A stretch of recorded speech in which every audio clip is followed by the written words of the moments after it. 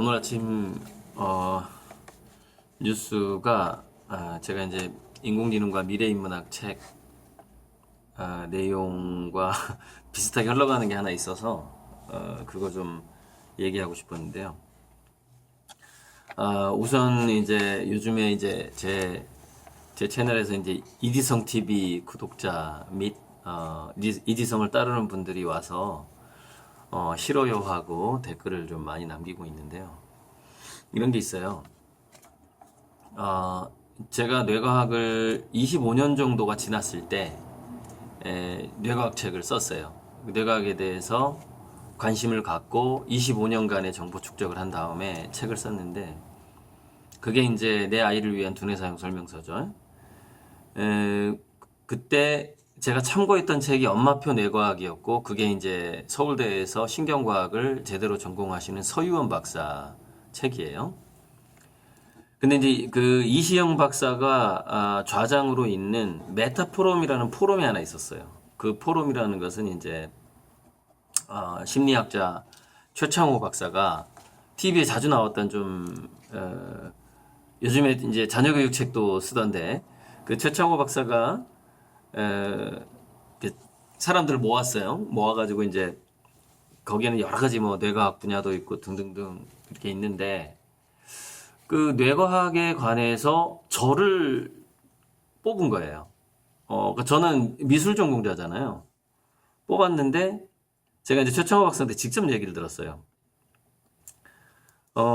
이 메타포럼에서 교수로 이 고리들 작가를 뽑으려고 하는데, 그걸 누구한테 물어봤나 나중에 알아보니까 서유원 박사한테 물어본 거예요. 제 책에 대해서. 그랬더니 서유원 박사가 오케이를 했다는 거예요. 그래서 저를 뽑았다, 불렀다, 이렇게 얘기를 하더라고요. 그러니까 뭐 이런 사례가 이렇게 한두 가지가 아닌데, 제가 한국로봇산업진흥원 자문위원을 할 때도 이미 이제 인공지능에 관련된 미래인문학까지 나온 상황이었죠. 세 권의 책이 이제 인공지능을 다루는 책이었고, 근데 인공지능과 미래인문학은 이제 미래학을 이제 본격적으로 다룬 책이죠. 그래서 국제미래학회에서 연락이 와서 같이 활동하자. 연락이 와서 거기 회원이 됐고,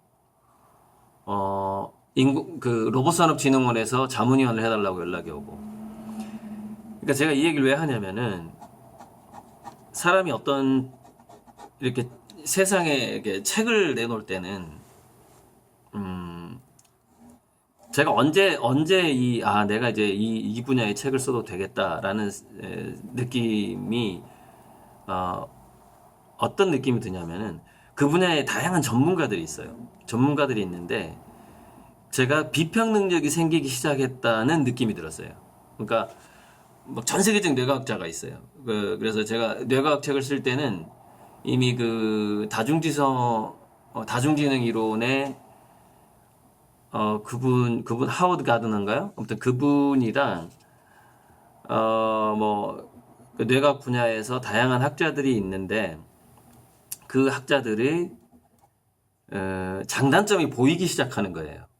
그러니까 당대 그 지구상에서 인정받는 학자들의 장단점이 보이기 시작하는 거예요. 이제 박문화 박사님한테도 이제 뇌과학을 다 들으면서, 그래서 너무 전문적으로 들어가는 것도 안 좋지만 전문가들과 교류가 없는 것도 문제가 심각하다. 이제 그런 느낌으로 제가 이제 뇌과학 책을 쓰기 시작했고, 미래학도 마찬가지고. 제가 미래학 책을 쓴 거는 거의 이제 한 28년쯤 됐을 때, 미래학에 대해서 관심을 가진 지가 28년쯤 됐을 때 쓴 것이고, 미래학 책을 쓸 때 트럼프하고 힐러리가 한참 그 경쟁을 하고 있었죠. 선거전을 하고 있었는데 트럼프가 될 것 같더라고요. 그래서 트럼프가 된다라고 일단 원고를 써서 출판사에 넘겼죠. 근데 그때 이제 트럼프가 된 다음에 그 책이 마무리를 하게 됐는데, 그때 제가 뭐라고 그랬냐면은, 트럼프가 3년쯤 지났을 때 공화당 주도로 탄핵을 받을 가능성이 있을 것 같다, 이렇게 썼어요, 책에다가. 민주당 주도가 아니라 공화당 주도로. 공화당이 이제 안달이 나는 거야. 견딜 수가 없는 거야. 트럼프야, 이대로 놔뒀다가 우리 공화당이 그냥 다 같이 망하겠다, 이런 여론이 일어날 것 같다. 그런데 그때 탄핵 당하기 전에 트럼프가 최후의 발악을 할 텐데, 그때 북한 문제를 이제 북한 카드를 꺼낼 가능성이 많다, 이렇게 해서 이제 그 인공지능과 미래인문학 뒤에 부록으로 트럼프 쇼크를 대비하라 해가지고 이제 왜 트럼프가 당선되고 힐러리가 안 됐는가. 근데 그건 이제 미국의 그 어떤 교수의 의견을 충분히 받아들여서 했는데 그 이제 제가 평소에 했던 생각이랑 비슷했기 때문에 그 의견을 그대로 이제 한 70%의 뼈대를 가지고 이제 그 쓴 원고가 있죠. 근데 오늘 아침 뉴스에 공화당에서 트럼프를 탄핵해야겠다라는 여론이 역전했다는 뉴스가 나오는 거예요. 49대 46이래요, 현재. 그러니까 공화당 내에서 트럼프를 탄핵하자는 의견이 지금 계속 상승된 거예요, 이렇게 역전돼 버린 거예요. 그 뉴스가 나오더라고요. 그러니까 지금 트럼프 3년 차잖아요, 지금. 어떻게 될지 모르겠는데 이게 이제 저는 전에도 얘기했지만은 미래에 대한 그 예측은 진짜 좋은 예언가는 자기 예언이 틀리길 바란다고 제가 말씀드렸잖아요. 아무튼 넘어가 보자고. 이게 지금 북한 문제가 그래서 살짝 트럼프의 의견이 바뀔 수도 있다는 느낌이 드는 거예요. 왜냐하면 제가 그럴 거라는 느낌이 들었거든요. 그러니까 부드럽게 가다가 자기가 항상 카드는 숨겨놓는 거거든요. 부드럽게 가다가 자기가 어떤 위기에 처했을 때 그 카드를 꺼낼 때는 카드를 뒤집잖아요. 그러니까 북한에 대한 정책을 뒤집을 가능성이 있는 거예요. 트럼프가. 이게 굉장히 불안했는데 초기부터. 트럼프 당선될 때부터 불안했단 말이에요. 이 문제가. 어찌되었건 어떤 자기가 책을 쓰고 그럴 때는 정말 조심해야 되는 거고 제 이지정 작가 비판하는 거기서 얘기하는 거예요. 제가 EBS 미래강연 Q를 나갈 때 나가서 이제 거기는 대본이 없어요. 완전 애드립이거든요. 그러니까 자기 순발력으로 얘기를 해야 되는 거예요. 그 강연자의 패널로 나갔기 때문에.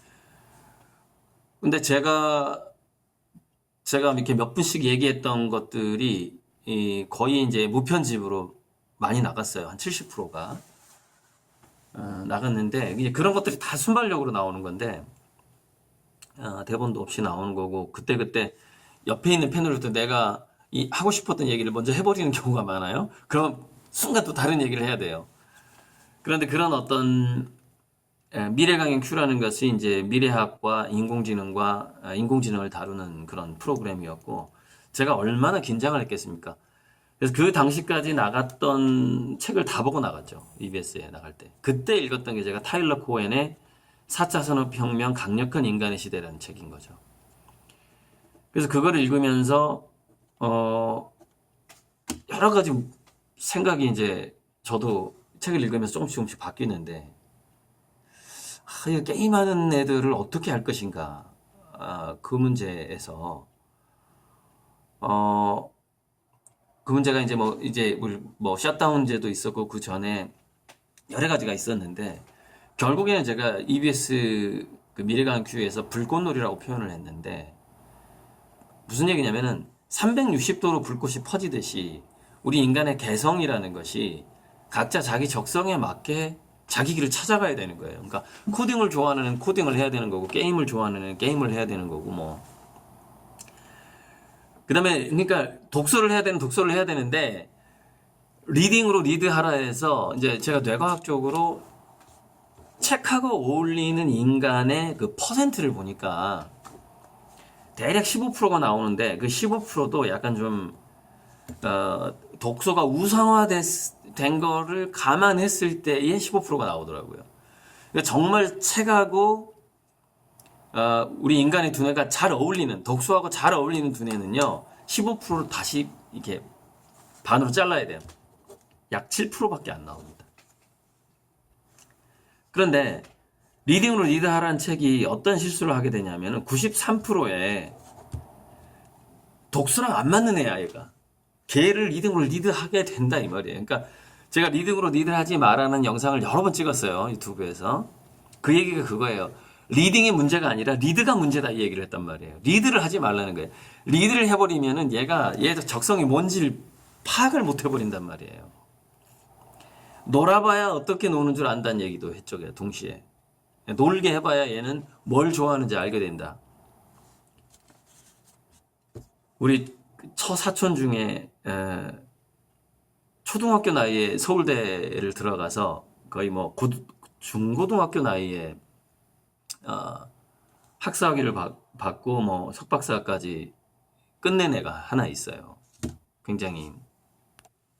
근데 걔가 왜 언론에 안 나왔냐면은 그 부모님이 그 언론 노출을 100% 차단했어요. 초등학교 나이 서울대 간 애가 있어요. 그러니까 송유헌만 있는 거 아니에요. 카이스트. 있는데 그 부모가 보호합니다. 보호하는 게 맞죠. 네, 보호하는 게 그게 이제 언론 노출이라는 것이 그게 이제 여러 가지 부작용이 있기 때문에 보호를 했는데 그 친구가 어렸을 때 놀 때 걔가 이제 과학교육과 나왔어요. 어렸을 때 놀 때 이제 그 집사람이 해준 얘기인데 얘들아 놀자. 그 초등학교 아주 어렸을 때 놀자 했는데 얘는 사전을 보더라는 겁니다. 초등학교 저학년이 사전이었나 책이었나 아무튼 두꺼운 책을 보더래요. 사전은 제가 보기 저는 이제 좀 나이 먹고서 사전 보기 좋아했고 그래서 야 노는 시간이야. 그러니까 이렇게 물어봤대요. 야 이게 노는 시간이야. 그랬더니 얘가 난 놀고 있는데? 그 두꺼운 책을 보면서 난 놀고 있어 이렇게 대답을 하더라는 거예요. 그러니까 초등학교 나이에 서울대를 가죠. 그러니까 그렇게 타고난 애가 있는 거예요. 도저히 이게 활자 이 책을 안 보면 못 견디는 그 초등학교 저학년 때부터. 근데 그 난이도를 계속 올려가지고 이미 초등학교 때 고등학생 수준의 책을 봐야 되는 애가 있는 거죠 분명히. 그러니까 그런 애들은 리딩으로 리드할 필요가 없죠. 지가 알아서 가니까. 그러니까 결국에는 지금 이 시대, 인공지능 시대에는, 인공지능 시대에는 범용 인공지능이 나오고 있고, 범용 인공지능은 평균적인 인간의 두뇌를 따라하게 돼 있단 말이에요. 그게 빅데이터이기 때문에. 그래서 평균적인 인간의 두뇌가 할 수 있는 모든 것을 할 수 있게 되는 거예요. 그러니까 실은 불꽃놀이처럼 이 가운데 평균에서 빅뱅처럼 가운데 평균에서 우리 아이들이 이렇게 사방으로 벗어나는 방식이 지금의 이제 뭐랄까 방향성이다. 그러니까 그 360도죠 다양성이다. 자꾸 뭐 인공지능에게 내가 대체되지 않으려면은 어떻게 해야 될까 이런 얘기를 이지성 TV에서 하던데. 아니 인류의 지금 100%가 대체된다고 예측이 나오고 있는데 미래학에서. 그러니까 중요한 건 뭐냐면은 그 컨셉 자체가 잘못된 거예요. 우리가 하는 활동은 100% 대체가 될 것이다라는 컨셉으로 놓고 그 다음 대안을 찾아야 되는 거죠. 대체가 안 되는 인재가 되려면 어떻게 해야 될까? 이 전제가 잘못됐다니까요. 인공지능을 너무 얕잡아 보고 있는 거죠. 어쨌든 할 얘기를 좀 다 했나요? 잠깐만요.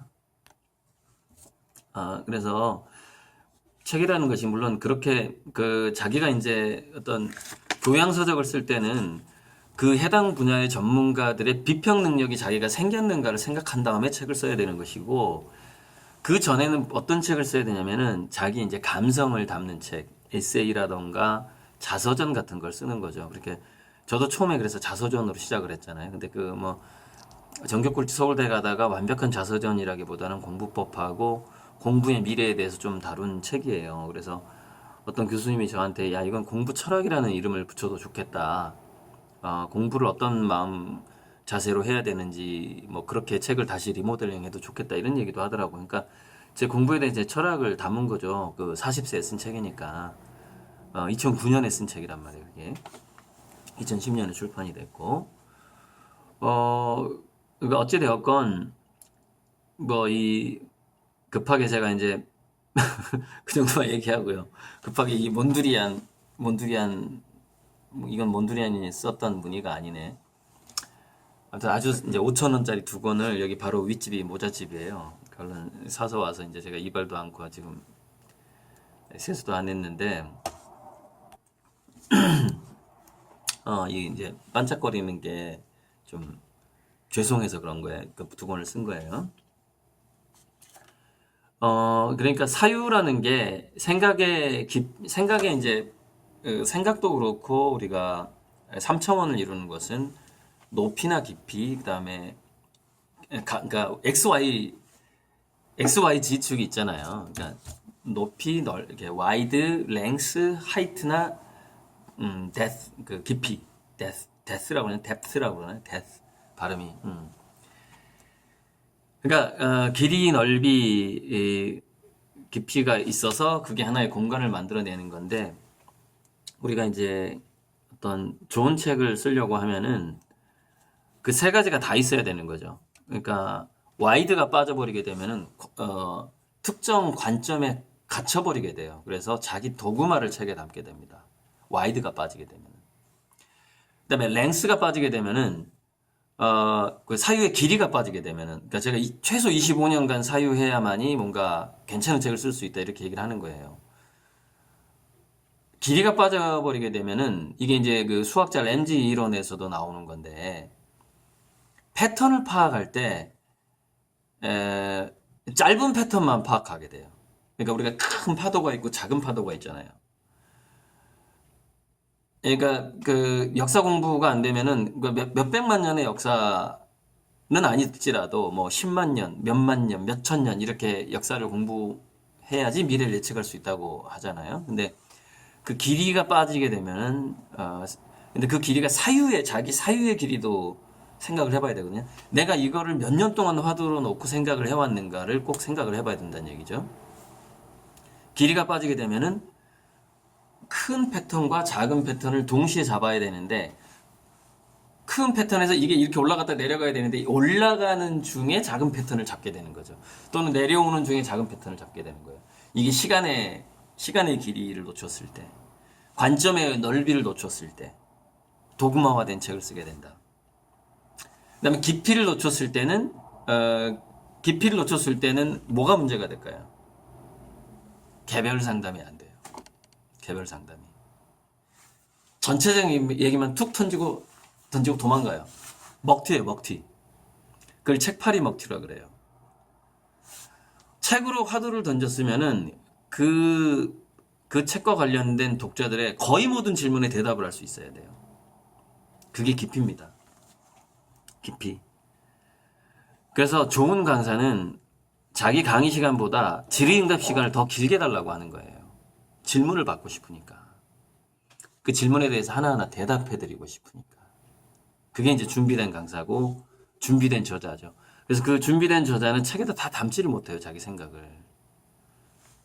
추려가지고 담죠. 안전한 것들. 그러니까 이게 아직 논란이 있다 그러면 좀 빼고 이렇게 되는 거죠. 근데 아직 논란이 안 끝난 것뿐만이 아니라 완전히 그 논점과 논지와 방향성이 잘못된 것들까지 집어넣어가지고 책을 써버려요. 왜? 분량을 채워야 되니까. 8 하면은 그 8개를 채워야 되니까. 그래가지고 책 팔고 도망가는 거예요. 먹튀예요. 그 책이 나중에 맞는지 안 맞는지 기억하는 사람이 별로 없어요. 그냥 피해자가 곳곳에서 나올 뿐이지. 그걸 책팔이 먹튀라고 그러죠. 제가 그림팔이 먹튀가 안 되려고 만든 제도가 뭡니까? 제 그림을 가져오면 언제든지 담보대출 해주겠다잖아요. 그럼 제가 그림 그릴 때 생각을 해보세요. 20호든 30호든 이거 10년 후에 10배, 20배 오를 텐데. 지금 보세요. 제가 그리고 있는 게 저게 100만 원짜리인데, 저 100만 원짜리가 이제 한 3, 4년만 지나면 1000만 원이 될 거란 말이죠. 근데 나는 담보대출을 하겠다고 지금 공표를 했죠. 그리고 유동성 자금을 확보를 하겠죠. 그럼 제가 100만 원 그릴 때 저게 1000만 원, 1억으로 올라갈 텐데, 나중에 저 그림 들고 나한테 1억 대출해달라고 올 사람이 있겠어요, 없겠어요? 100만 원짜리를 1억이라고 생각하고 그릴 수밖에 없는 거예요. 지금 여기서 그래서 팔 문제가 아니에요. 그림이 역사에 남기 때문에. 원래 화가들은요, 제가 우리가 문명사에서 가장 오래 남는 게 뭡니까? 그림이잖아요. 우리는 지금 3만 년 전, 6만 년 전에 동굴벽화를 보고 있잖아요. 화가들은 그래서 자기 작품이 몇만 년 갈 거라고 생각한단 말이에요. 만년 단위로 생각한단 말이에요. 그 일랑 선생님 항상 얘기하잖아요. 만년 단위로 생각하는 화가하고 5년 단위, 4년 단위로 생각하는 정치인하고 어떻게 대화를 하냐고.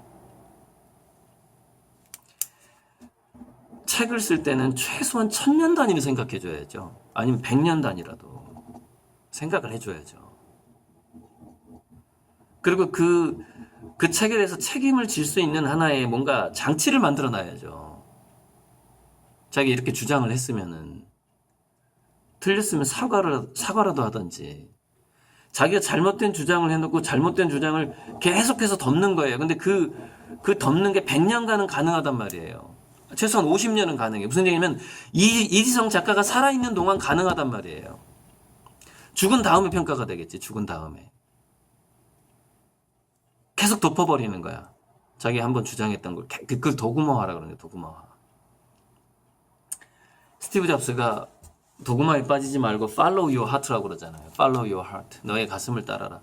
우리가 진로 지도에 있어서도 그렇고 인공지능 시대에 있어서도 그렇고 자기 내면으로부터 나오는 인사이트를 따라가는 게 답이에요. 그 내면으로부터 나오는 인사이트를 따라가다 보면 자연스럽게 불꽃놀이가 되는 거죠. 각자 아이들이 다양하게 뭔가를 하게 되는 건데, 물론 이제 그 상업적인 어떤 상술, 뭐 광고 뭐 이런 것 때문에 이제 게임으로 쏠린다거나 뭐 이런 경향이 있는데, 그 쏠리는 것도 꼭 나쁜 것만은 아니에요. 뭔가가 나와서 그것을 광고해서 널리 퍼뜨린다는 얘기는 뭐냐면은 그것에 중독된 인류가 향후에 많아질 거란 얘기거든요. 그러니까 우리가 장사를 할 때 왜 그 일일 드라마를 보죠? 손님이 왔을 때 일일 드라마의 얘기를 살짝 꺼내준단 말이에요. 그러면서 여름이 여름이 엄마가 몇 번 봤어요, 제가. 여름이 엄마가 뭐 백혈병에 걸렸는데 해피엔딩으로 끝날까요? 어떻게 될까요? 막 이런 거 하다 보면은 이제 그 집 물건 사주고 싶은 거야. 그러니까 우리가 게임 세대라는 게, 게임이 유행을 했을 때는 그것을 어느 정도 알아야 되는 것이죠. 보통 능력을 가졌을 경우에는. 근데 얘가 천재적인 능력을 가지고 있으면은 그런 유행 안 따라가도 돼요. 왜? 자기만의 세계를 자기가 만들 수 있으니까. 근데 이지성 작가의 책은 참 거룩하고 아름다운 주장을 하고 있어요. 자기만의 세계를 만들어서 천재가 되라라고 주장을 하고 있기 때문이죠. 그런데 천재가 될 사람은 천재가 되라는 책을 안 읽어도 천재가 된다니까요. 그게 무슨 점이라니까 지금. 노아의 방주 안에서 팔릴 책을 노아의 방주 밖으로 던지고 있다고요. 이 전편 영상에서 제가 이 비유를 들었죠. 계속해서 누군가를 비판하는 데는요, 에너지가 많이 소모가 됩니다. 그래서 그렇게 되면은 제가 이제 그 그림 그리는 에너지가 이런 비판하는 에너지로 가기 때문에 제가 그래서 비판적 글쓰기를 중단하겠다고 미리 예고를 한 적도 있고, 정말 중단할 건데, 이지성 작가의 에이트는 제가 예고를 했기 때문에 그 책만큼은 조목조목 한번 비판을 할 텐데, 제가 이제 그림을 좀 그리다가 하겠습니다. 뭐 이렇게 제가 왜 빨리 안 하냐, 뭐 대안을 제시해라, 뭐 새로 들어온 구독자분들이 그런 거 요구해도, 그런 요구를, 원래 제 채널은 그런 요구를 따르는 채널이 아니에요. 제 채널은 예술가가 자기 일상을 공유하는 채널이었어요. 그래서 광고도 안 다는 겁니다. 그러니까 뭐 해달라고 해서 해주고 이런 거 아니고, 그냥 오늘 드는 생각을 공유하는 채널이에요. 이상입니다. 하긴 할 겁니다, 언젠가는.